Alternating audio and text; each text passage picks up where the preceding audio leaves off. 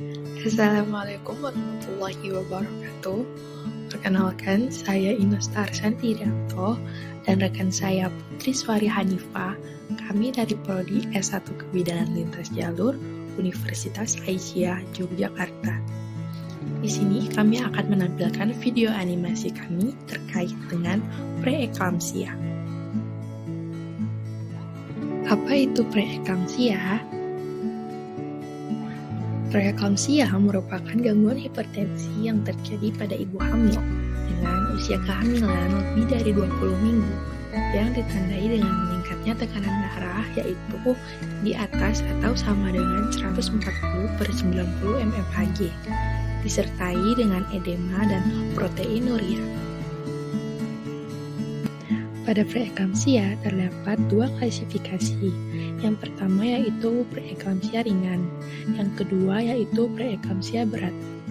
Indikator /pada masing-masing preeklamsia yaitu adalah tekanan darah, di mana pada preeklamsia tekanan darahnya dimulai dari 140/90 mmHg dan pada preeklamsia berat dari 160/110 mmHg atau lebih. Selain tekanan darah, dapat dilihat juga melalui proteinuria, di mana pada preeklamsia ringan yaitu terdapat nilai 0,3 gram per liter atau positif 1 atau positif 2. Kemudian terdapat edema pada ekstremitas dan muka, serta diikuti kenaikan berat badan 1 kilo atau lebih per minggu. Kemudian proteinuria pada preeklamsia berat itu senilai 5 gram per liter atau lebih. Kemudian terdapat oliguria yaitu jumlah urin kurang dari 500 cc per 2 jam, serta adanya edema pada paru serta sianosis, dan adanya gangguan cerebral, visus, dan rasa nyeri pada epigastrium. Selanjutnya yaitu etiologi preeklamsia. Sebenarnya sampai saat ini masih belum bisa ditemukan secara pasti apa itu penyebab preeklamsia. Namun ada beberapa teori yang dikemukakan oleh para ahli. Yang pertama yaitu teori genetik. Berdasarkan teori ini, preeklamsia merupakan penyakit yang dapat diturunkan atau bersifat herediter.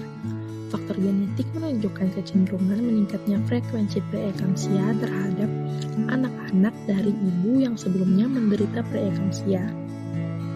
Selanjutnya yaitu teori imunologis, di mana preeklamsia terjadi sering pada kehamilan pertama dan jarang timbul pada kehamilan berikutnya. Hal ini dapat diterangkan bahwa pada kehamilan pertama pembentukan blocking antibodies terhadap antigen plasenta masih belum sempurna. Kemudian yang ketiga teori prostaglandin dan tromboksan.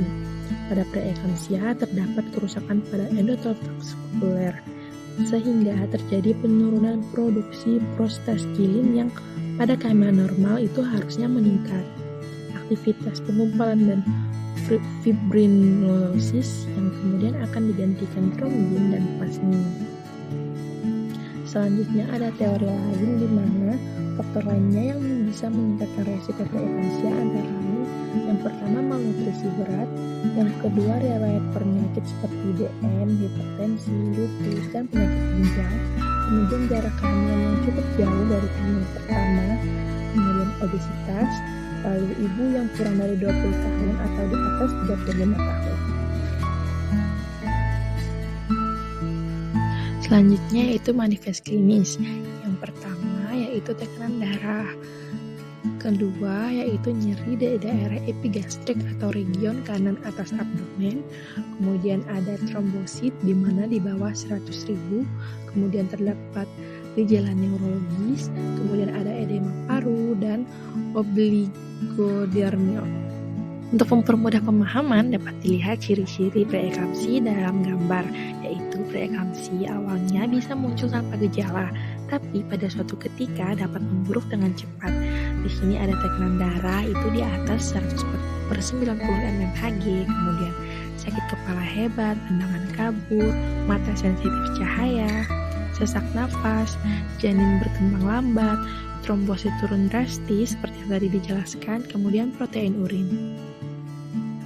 Pada preeklamsia juga dapat ditemukan komplikasi baik bagi ibu maupun bagi janin. Bagi ibu yaitu sindrom HELLP, eklamsia, penyakit kardiovaskular, kegagalan organ, gangguan pembekuan darah, solusi plasenta, dan stroke hemoragik. Kemudian bagi janin yaitu prematuritas, kematian janin, terhambatnya pertumbuhan janin, kemudian asfiksia neonatorum.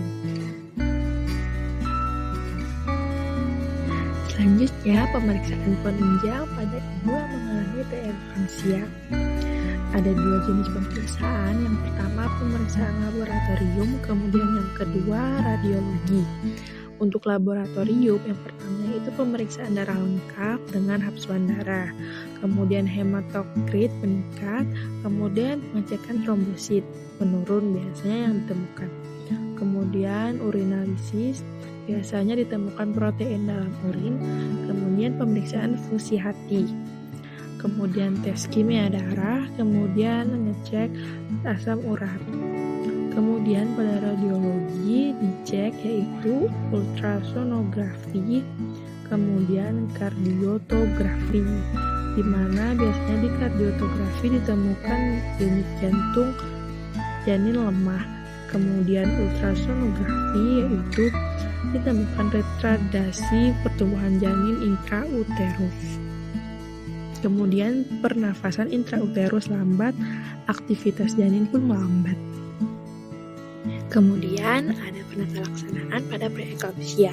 Yang pertama yaitu tirabaring miring ke satu posisi, yang kedua memonitor tanda-tanda vital, refleks dan DJJ, yang ketiga yaitu diet kalori, tinggi protein, rendah karbohidrat, lemak garam. Kemudian pemenuhan kebutuhan cairan, kemudian pemberian obat-obatan, kemudian monitor keadaan janin.